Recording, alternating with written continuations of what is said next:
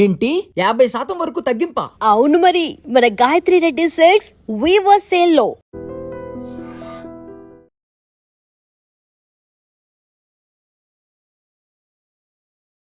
మీ మీద తెలుగు ప్రేక్షకులకి, తెలుగు ప్రజలకి ఉన్న లవ్ Yeah. 10 ఏళ్ల గ్యాప్ తర్వాత కూడా ఇంతమంది ఇంత ప్రేమ చూపిస్తున్నప్పుడు మీకు ఎలాంటి ఫీలింగ్ ఉంటుంది?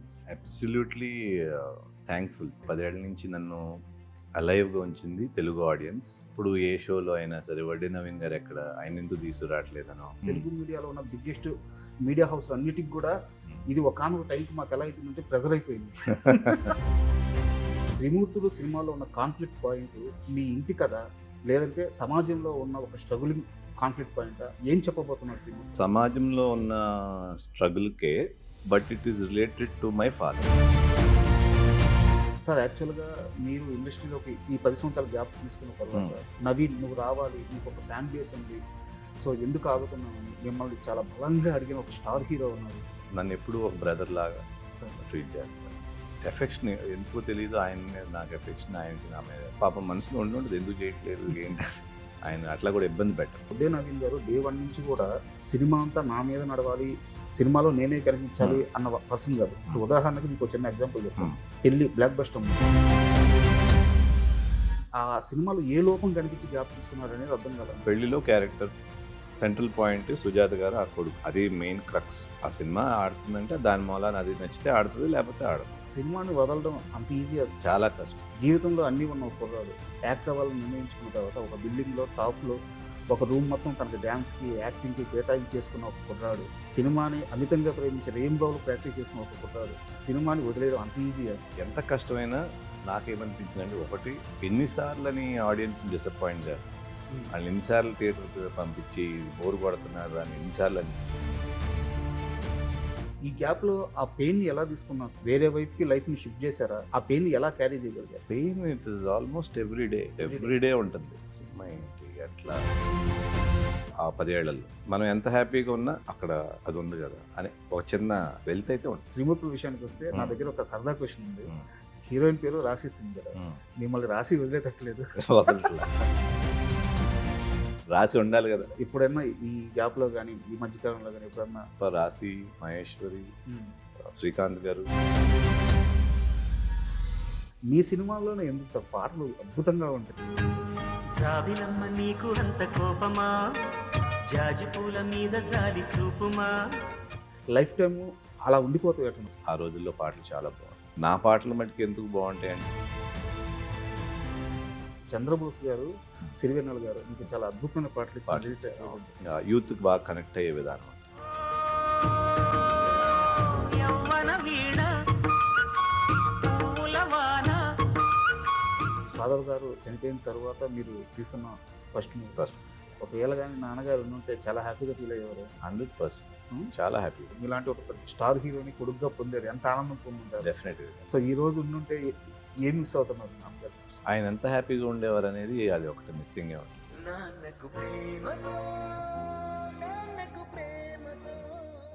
Hi, welcome to my show. Naveen sir, నమస్తే. నమస్తే. సార్, చాలా ఆనందంగా ఉంది మిమ్మల్ని చాలా రోజుల తర్వాత చూడడం. అయితే మీకు ఇప్పుడున్న రియల్ సిచ్యువేషన్ తెలియడానికి ఒక ఎగ్జాంపుల్ చెప్తాను. మామూలుగా మీడియాలో సెర్చ్ ఇంజిన్లో కీబోర్డ్స్ అని చెప్పి ఒక వర్క్, అది ఒక ప్రాసెస్. ఆ కీబోర్డ్ కొడితే ఎవరి గురించి ఎక్కువ సెర్చ్ చేస్తున్నాం అనుకుంటాం. లాస్ట్ 48 అవర్స్ నుంచి వడ్డే నవీన్ ఈ కీబోర్డ్ ఎంత వైరల్ అవుతుందంటే, ఎంత ట్రెండింగ్లో ఉంటుందంటే, సో ఏజ్ గ్రూప్తో సహా తీస్తే, స్టాట్స్ తీస్తే లేడీస్, చిల్డ్రన్స్ అండ్ జెంజీలు కూడా మీ గురించి తెలుసుకోవడానికి, ఇప్పుడు ఈ సినిమా త్రిమూర్తుల సినిమా గురించి తెలుసుకోవడానికి చాలా ఇంట్రెస్ట్ చూపిస్తున్నారు. ఇది మీ మీద తెలుగు ప్రేక్షకులకి, తెలుగు ప్రజలకి ఉన్న లవ్. 10 ఏళ్ల గ్యాప్ తర్వాత కూడా ఇంతమంది ఇంత ప్రేమ చూపిస్తున్నప్పుడు మీకు ఎలాంటి ఫీలింగ్ ఉంటుంది? I'm absolutely thankful. ఎందుకంటే 10 ఏళ్ల నుంచి నన్ను అలైవ్గా ఉంచింది తెలుగు ఆడియన్స్, నా ఫ్యాన్స్ అండ్ ఎవ్రీబడి. ఎప్పుడు ఏ షోలో అయినా సరే వడ్డీ నవీన్ గారు ఎక్కడ, ఆయన ఎందుకు తీసుకురావట్లేదనో, లేకపోతే ఆయన ఏంటి ఎందుకు మీరు అవాయిడ్ చేస్తున్నారనో, అట్లా పాపం వాళ్ళు అవాయిడ్ చేయలేదు, బట్ వాళ్ళ యాంగ్జైటీ కొద్దీ నన్ను గుర్తు చేస్తూ కొన్ని సినిమాలలో లైక్ మ్యాడ్లో కళ్యాణ్ గారు, ఆయన ఇంకో రకంగా గుర్తు చేస్తూ, ఇట్లా నన్ను అలైవ్గా ఉంచిన సినిమాలు చేయకపోయినా అలైవ్గా ఉంచినందుకు I'm really thankful and I really love them. Even మా మీడియా విషయానికి వచ్చాను కానీ iDream media one of the biggest digital platform యా రెండు తెలుగు స్టేట్స్లో. మాకు ఏదన్నా ఒక మంచి ఇంటర్వ్యూ పోస్ట్ చేసినప్పుడు కూడా కింద నవీన్ గారిని ఎందుకు చేయట్లేదు, అవును, నవీన్ గారిని అవును. ఎందుకు తీసుకురావట్లేదు, ఇది మాకు చాలా, మాకే కాదు సార్, తెలుగు మీడియాలో ఉన్న బిగ్గెస్ట్ మీడియా హౌస్ అన్నిటికి కూడా ఇది ఒకనొక టైంకి మాకు ఎలా అయిపోయిందంటే ప్రెజర్ అయిపోయింది. సో ఫైనల్లీ ఆ డే వచ్చింది. యా సార్ నేను నేరుగా సినిమా విషయానికి వస్తున్నాను. Yeah. త్రిమూర్తుల విషయానికి వస్తే యాక్చువల్గా నేను చాలా ఇంటర్వ్యూ చూశాను, ఎక్కడ ఈ ప్రశ్న రాలేదు. త్రిమూర్తులు సినిమాలో ఉన్న కాన్ఫ్లిక్ట్ పాయింట్ మీ ఇంటి కథ, అంటే క్యారెక్టర్ పరంగా మీ ఇంటి కథ, లేదంటే సమాజంలో ఉన్న ఒక స్ట్రగులింగ్ కాన్ఫ్లిక్ట్ పాయింట్, ఏం చెప్పబోతున్నారు త్రిమూర్తులు? సమాజంలో ఉన్న స్ట్రగుల్కే, but it is related to my father. Okay so అలాంటి ఒక డిఫరెంట్ పాయింట్. సార్. సో ఇది ఎక్కువ ఎట్లా ఉంటుందంటే ఒక పోలీస్ కోర్ట్ రూమ్ డ్రామా, ఒక కేస్, ఈ పరంగా ఉంటుంది.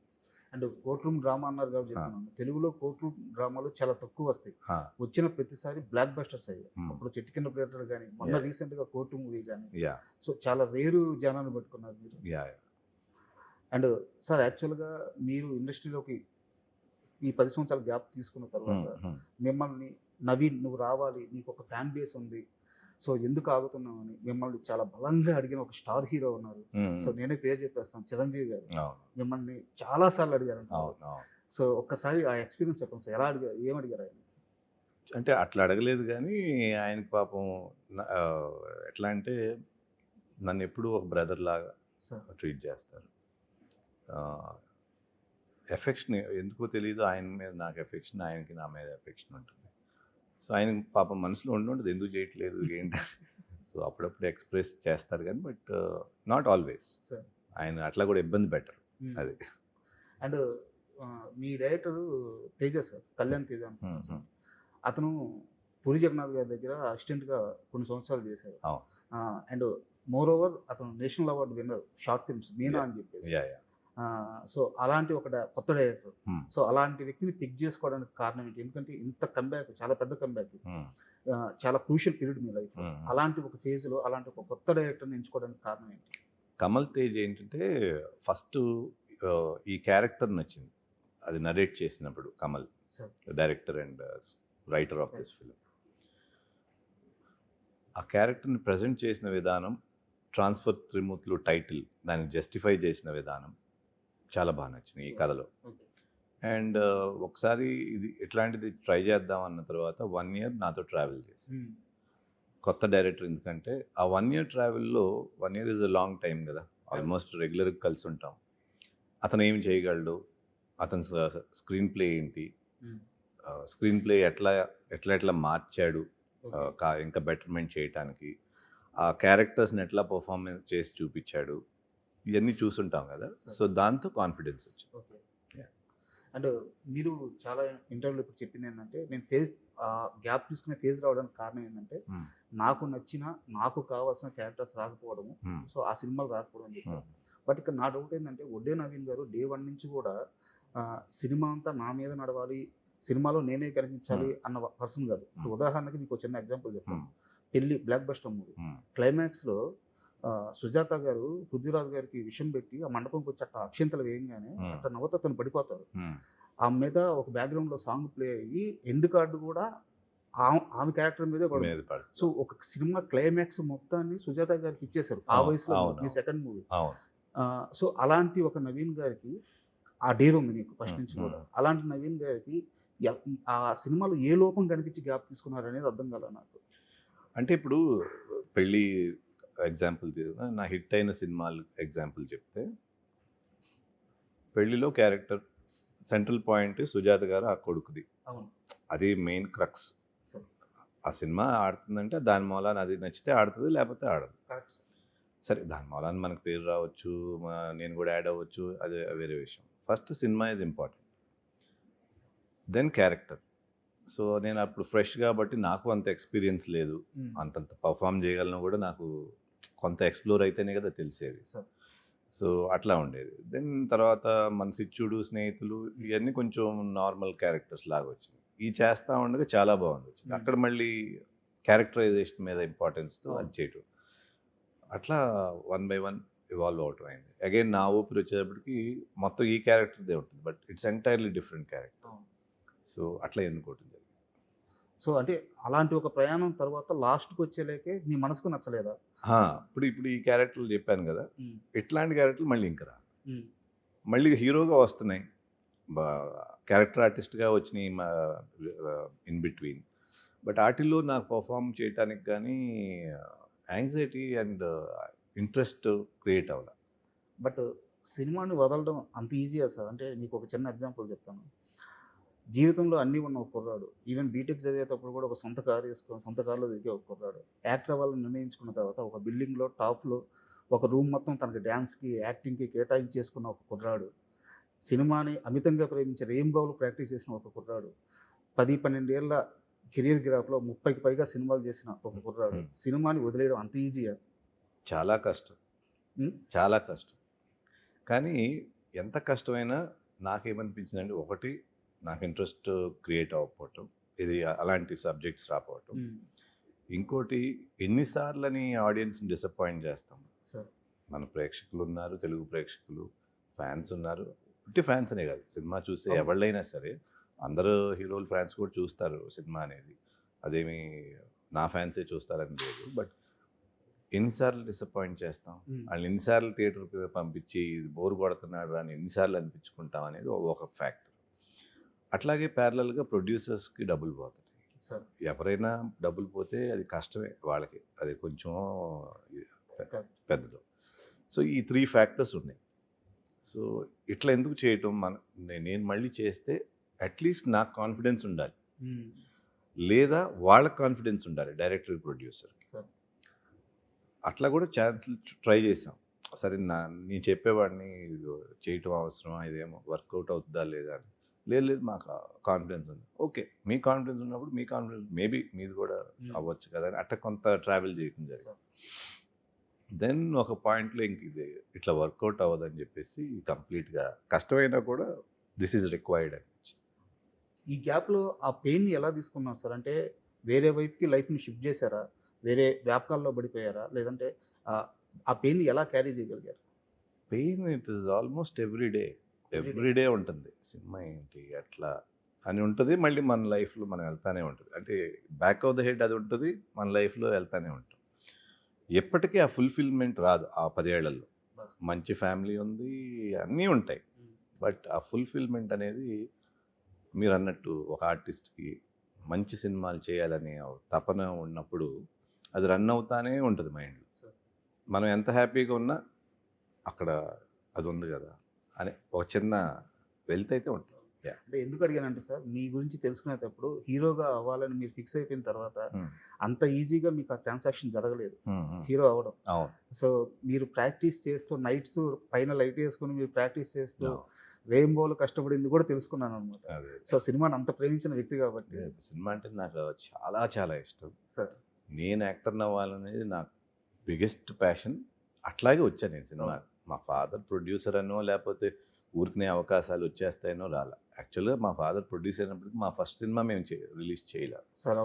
బయట నుంచి ఆఫర్స్ వచ్చి మళ్ళీ దాని నుంచి రావటం జరిగింది. So there were lot of difficulties, pain ఉండింది, బట్ అచీవ్ చేయాలనే సంకల్పం మటుకు చాలా స్ట్రాంగ్ ఉంది. ఆ సంకల్పమే వాళ్ళ ఇప్పటి వరకు తీసుకొచ్చింది. కరెక్ట్ టైంకి వస్తున్నారు సార్, ఎందుకంటే ఆడియన్స్ మైండ్ సెట్ మారింది. ఇప్పుడు మీరు ఎప్పుడైతే సినిమాలకి బ్రేక్ ఇచ్చిన సమయం ఉందో అప్పుడు ఒక ఫ్యాక్షన్ మూవీస్ లేదా యాక్షన్ మూవీస్ ఇలాంటివి స్టార్ట్ అయిన పీరియడ్. బట్ ఇప్పటికి వచ్చేలేకే ఓటీటీలు వచ్చేసింది, కంటెంట్ బేస్డ్ కథలు చూస్తున్నారు, క్యారెక్టర్ బేస్డ్ కథలు చూస్తున్నారు. మన లాంగ్వేజ్ కాకపోయినా బయట నుంచి వచ్చిన సినిమా అయినా సరే, ముక్కు మొహం తిరిగిపోయినా సరే కథ బాగుంటే చూస్తున్నారు. సో మీ సినిమాల్లో ప్రతి సినిమాలో కథ అద్భుతంగా ఉంటూ వస్తుంది. సో కరెక్ట్ టైంలో కరెక్ట్ డెసిషన్ తీసుకున్నారు అనిపిస్తుంది. Thank you so much. And త్రిమూర్తుల విషయానికి వస్తే నా దగ్గర ఒక సరదా క్వశ్చన్ ఉంది. హీరోయిన్ పేరు రాశి సింగ్ కదా, మిమ్మల్ని రాసి వదిలేటట్లేదు. రాసి ఉండాలి కదా. అండ్ సో హీరోయిన్ గురించి చెప్పండి సార్, ఎలా పిక్ చేసుకుంటారు? Heroine she very professional, producers, actor. Sir అమ్మాయికి వేరే సెట్కి వస్తే వేరే మైండ్లో ఉండదు. క్యారెక్టర్ పని చేసుకోవటం సరదాగా ఉంటుంది. అది కూడా టు మేక్ కంఫర్టబుల్గా అందరికీ. ఈగో ప్రాబ్లమ్స్, హై హెడెడ్నెస్ ఇవన్నీ ఏమి ఉండవు. Performer is an excellent performer. నా ఉద్దేశం నా అమ్మాయికి ఏ క్యారెక్టర్ ఇచ్చినా బాగా చేయగలుగుతుంది. బట్ మంచి క్యారెక్టర్స్ పడాలి కదా ఎవరికైనా. అండ్ ఎలాగో రాశి గారి ప్రస్తావన వచ్చింది కాబట్టి, సో రాశి గారితో మీరు అద్భుతమైన సినిమాలు చేశారు. సో ఇప్పుడన్నా ఈ గ్యాప్లో కానీ ఈ మధ్యకాలంలో కానీ ఎప్పుడన్నా మీరు నటించిన హీరోయిన్స్ని కానీ హీరోస్తో కానీ కలవడం కానీ మాట్లాడడం కానీ ఎప్పుడన్నా ఎవరితో ఎక్కువ ఫ్రీక్వెంట్గా కలుస్తారు? ఫ్రీక్వెంట్గా అంటూ ఎక్కువ ఎవరితోనూ లేదు. బట్ అడపదడప రాశి, మహేశ్వరి, శ్రీకాంత్ గారు, సంగీత అంటే కలిసినప్పుడు కలవటానికి గురించి సెపరేట్గా ఏమీ ఎఫర్ట్ పెట్టం, కానీ కలిసినప్పుడు we have a good time. మొన్న కూడా ఒక షోకి వెళ్తే శ్రీకాంత్ గారు, రాశి, లయ వీళ్ళందరూ ఉన్నారు. చాలా బాగా అనిపించింది. మళ్ళీ మన హోమ్కి మనం వచ్చాము, మన ఇంటికి వచ్చామన్న ఫీలింగ్ అనమాట. ఆ జ్ఞాపకాలన్నీ గుర్తు. జ్ఞాపకాలు. అండ్ మోరోవర్ నాకు ఫస్ట్ నుంచి కూడా మీ సినిమాల్లోనే ఎందుకు సార్ పాటలు అద్భుతంగా ఉంటాయి అంటే వాటికి లైఫ్ టైము అలా ఉండిపోతాయి అన్నమాట. వాటికి ఎక్స్పైరీ డేట్ ఉండదు మీ పాటలకి.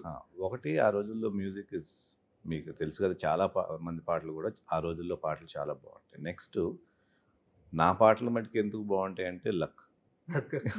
ఎందుకంటే నా ప్రొడ్యూసర్స్, డైరెక్టర్స్ నాకు అట్లాంటి పాటలు ఇచ్చారు కాబట్టి నేను చేసింది ఏం లేదు. So I'm lucky that. And ఈ మధ్యకాలంలో రిలీజ్ అయిన సినిమాల్లో ఒక సినిమా మాత్రం అంటే మీకు పడి ఉంటే మీ క్యారెక్టర్కి మీకున్న ఈ ఫాలోయింగ్కి ఫ్యాన్ ఫాలోయింగ్కి కరెక్ట్గా మ్యాచ్ అయ్యే కథ అనిపించింది నాకు Manashankar Varaprasad sir. Okay.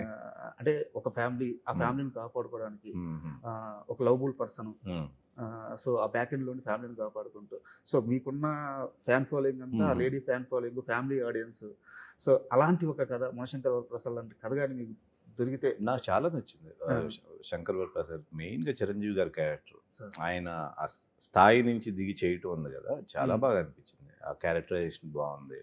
Yes, definitely అలాంటి సినిమాలు వస్తే ఎందుకు వదులుకుంటాం అసలు.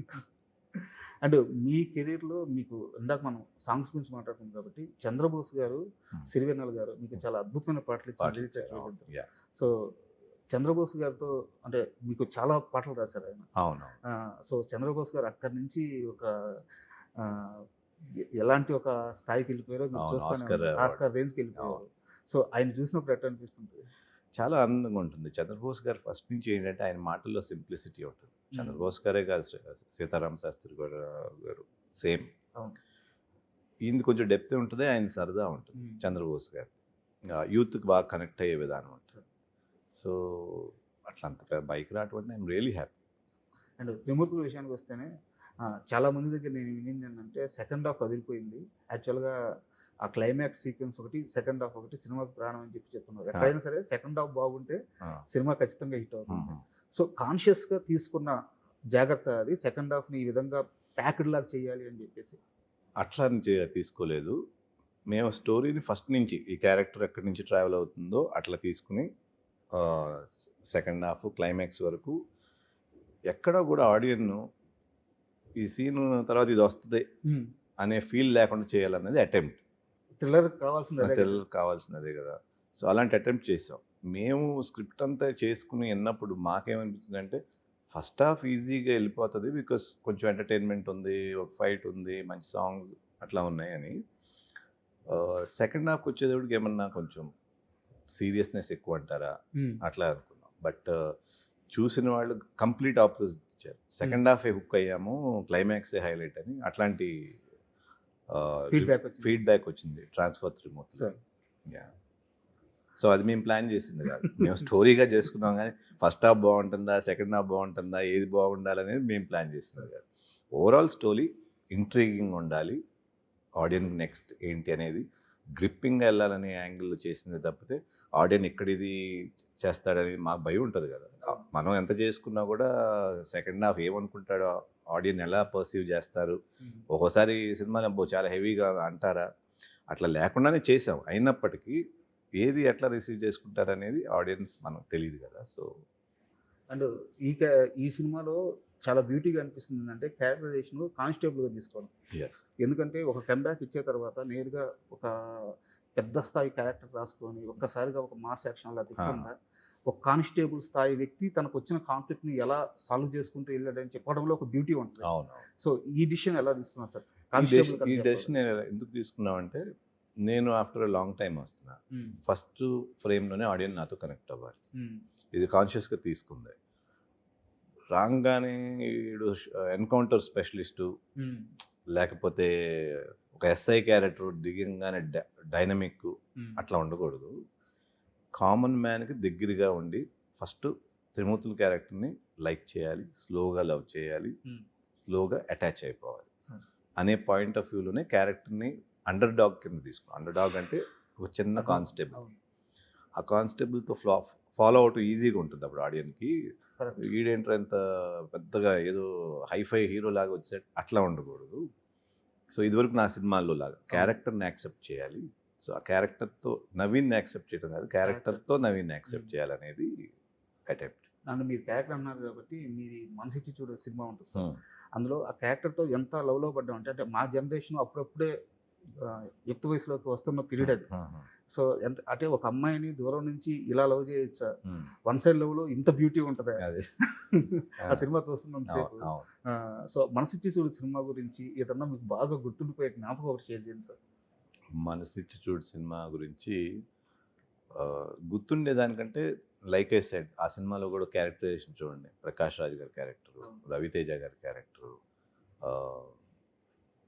సుహాసిని గారి క్యారెక్టరు అన్నీ ఒక మన ఇళ్లల్లో ఉన్న ఒక రియలిస్టిక్. నా ఫాదర్గా చేసిన వెంకటేశ్వరరావు గారి క్యారెక్టరు, నా క్యారెక్టర్ అవునండి. ఇప్పుడు ఫాదర్ అంటే భయపడుతూ కొంచెం జాగ్రత్తగా ఉండే and the whole thing has earthiness. మన విలేజ్లో మన అట్మాస్ఫియర్లో ఉంటే ఎట్లా ఉంటుందో మన కళ్ళ ముందు జరిగే కథలాగా ఈజీగా అటాచ్ అయ్యే కథలాగా ఉంటుంది. సో అట్లా it's a very good placed film.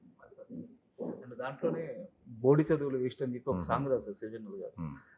ఆ సాంగ్ గురించి ఎన్ని దశాబ్దాలు చర్చ జరిగిందంటే ఆయన ఆ రోజు రాసిన ప్రతి మాట ఇప్పుడు కాలమానానికి ఇప్పుడున్న పరిస్థితులకి యాప్ట్గా సరిపోతుంది. ఎప్పటికీ సరిపోతుంది, అది యూనివర్సల్ కదా.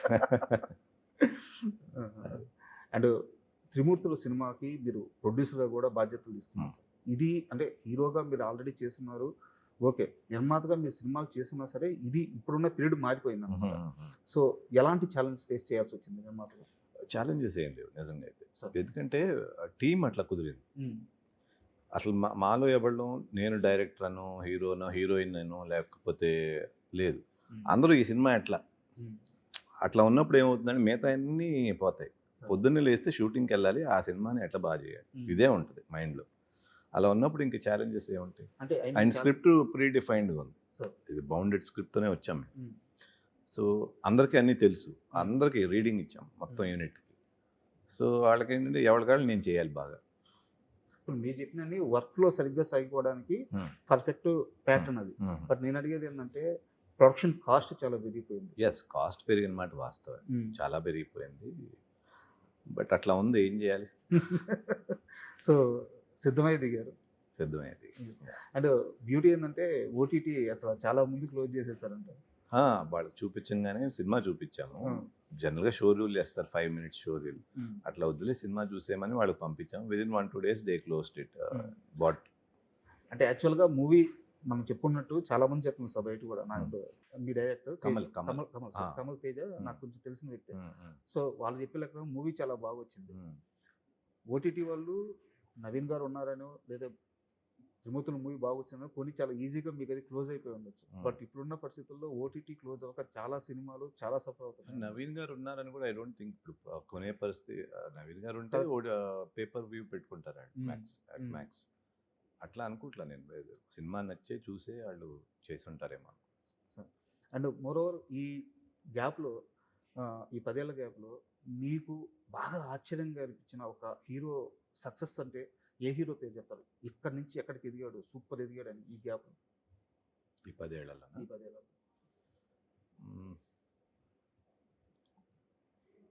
అల్లు అర్జున్.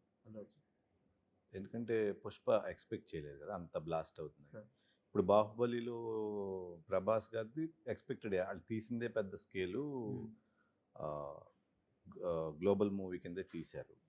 అండ్ ఎనీవేస్ అలాంటి ఎక్స్పెక్టేషన్ కూడా ఉంది రాజమౌళి గారి మీద. పుష్ప అనేది వాళ్ళు పాపం తెలుగు సినిమాగా తీసుకున్నారు, అది బ్లాస్ట్ అయ్యి వరల్డ్ స్టేజ్లోకి వెళ్ళింది. So that is a very good surprise. And పెద్ద చూసారా సార్? పెద్ద ఇంకా చూడలేదు. చూడలేదు. అంటే యాక్చువల్గా ఎందుకు అడిగానంటే పెద్ద సినిమా విషయంలో రామ్ చరణ్ గారు ఆ కథను ఓకే చేయడం కూడా సేమ్ మీలాగే ఆలోచించారు. కథ చెప్పాలి, స్టార్ హీరో అయినా సరే కథ చెప్పాలని. That's a very good thought. ఇప్పుడున్న బిగ్ స్టార్స్ ఎవరు అలాంటి కథని సెలెక్ట్ చేసుకోవడానికి డేస్ కూడా చేయరు. అవును. సో చాలా బాగా కుదిరింది అనమాట. అదే సో నెక్స్ట్ మీ ప్రయత్నాలు ఎలా ఉండబోతున్నాయి? ఇలాంటి కథ చెప్పే మార్గంలోనే ఉండబోతున్నాయా? మోస్ట్లీ అదే ఉంటుంది. సో అలా చేయాలని ఉంది. చూడాలి మనకి ఎట్లా ఇది వస్తుంది. అండ్ త్రిమూర్తుల విషయంకి వస్తే Hmm. ఆడియన్స్కి ఏం చెప్తారంటే మిమ్మల్ని చూడడానికి ఖచ్చితంగా మీ ఫ్యాన్స్ అలాగో వచ్చేస్తారు. మిగతా ఆడియన్స్కి అయినా సరే త్రిమూర్తుల్లో ఇది ఉంది, ఇది బలంగా చెప్పబోతున్నాం అని చెప్పడానికి ఆ సేల్ పాయింట్ ఏంటి? Sale point conflict. త్రిమూర్తులు ఫేస్ అయ్యే కాన్ఫ్లిక్ట్ అనేది it will be very different. ఇప్పుడు మనం కంపేర్ చేసుకుంటే ఇట్ బి యునిక్ కాన్ఫ్లిక్ట్ అనేది. కొత్త పాయింట్. అది ఫాదర్ ద స్టోరీ లాగా స్టార్ట్ అవుతుందో లేకపోతే ఒక కానిస్టేబుల్స్ లాగా స్టార్ట్ అవుతుందో, ఎక్కడ లాక్ అవుతుంది అనేది కొత్తగా ఉంటుంది ఆ కాన్ఫ్లిక్ట్. ఆ కాన్ఫ్లిక్ట్ నుంచి ఎండ్కి వెళ్ళే వరకు ఏమవుతుందని యాంగ్జైటీ ఉంటుంది. అట్లా మేము డిజైన్ చేసాం. సో అదే ఆడియన్స్ కూడా ఫీల్ అయితే మటుకి it will be very nice. And నాకు తెలిసి మీ ఫాదర్ గారు చనిపోయిన తర్వాత మీరు తీస్తున్న ఫస్ట్ ఒకవేళ కానీ నాన్నగారు ఉంటే చాలా హ్యాపీగా ఫీల్ అయ్యేవారు. 100% చాలా హ్యాపీ. ఆయనకి అంటే ఒక సింహం అని చెప్తారు ఆయన్ని. అంతే. ఆయనకి నచ్చిన పని నచ్చినట్టు, అంటే ఆయన లాభ నష్టాల గురించి చూసుకునేవాళ్ళు. తీసిన సినిమాలు కూడా మామూలు సినిమాలు. సినిమా అంటే ఫ్యాషన్ ఉంటుంది. ఫ్యాషన్. మీలాంటి ఒక స్టార్ హీరోని కొడుకుగా పొందారు, ఎంత ఆనందం పొందుంటారు. డెఫినెట్గా. సో ఈ రోజు ఉండుంటే ఏం మిస్ అవుతున్నారు నాన్నగారు? ఆయన ఎంత హ్యాపీగా ఉండేవారు అనేది అది ఒకటి మిస్సింగే ఉంటుంది ఎట్లయినా సరే. అంటే సినిమా అవుట్కమ్ అనేది ఇంకా ఆడియన్స్ చెప్పాలి, బట్ ఈ సినిమాని ఇట్లా తీసావు నువ్వు అనేది ఆయన చూసుంటే ఇంకా బాగుండేది. సార్ అండ్ మీ అబ్బాయి ఈ సినిమా ప్రెజెన్స్ అనగానే కొంచెం అందరికీ ఇంట్రెస్ట్ క్రియేట్ అవుతుంది. సో ఫ్యూచర్ ప్లాన్స్ ఏమైనా ఉన్నాయా సార్? ఇప్పటికైతే ఏమీ లేదు, but present Vadde Jishnu presents అని వేసాము. So let us see. Sir, thank you very much, sir. Thank you so much. And for more videos, Please subscribe to iDream. Please subscribe to iDream. Please subscribe iDream. And please subscribe to iDream. For more videos, subscribe to iDream. please like, share, and subscribe to the channel. Congratulations, iDream. Subscribe to iDream. Subscribe to iDream. So subscribe to iDream Media. iDream ki iDream team andarki huge congratulations. Please subscribe iDream Media. Please subscribe to iDream. Subscribe iDream. Please subscribe to iDream. iDream అంటే నా కళల ఛానల్ను subscribe చేసుకున్న నోరు తిరుగుతలేదు, మీరైతే గంట గుర్తు కొట్టండి. For more such videos, please subscribe to iDream. Subscribe to iDream. Please subscribe to iDream. Please subscribe iDream Media. Please do subscribe to iDream. Please subscribe to iDream Media. For best entertainment and information, please subscribe iDream. And don't forget to subscribe to iDream.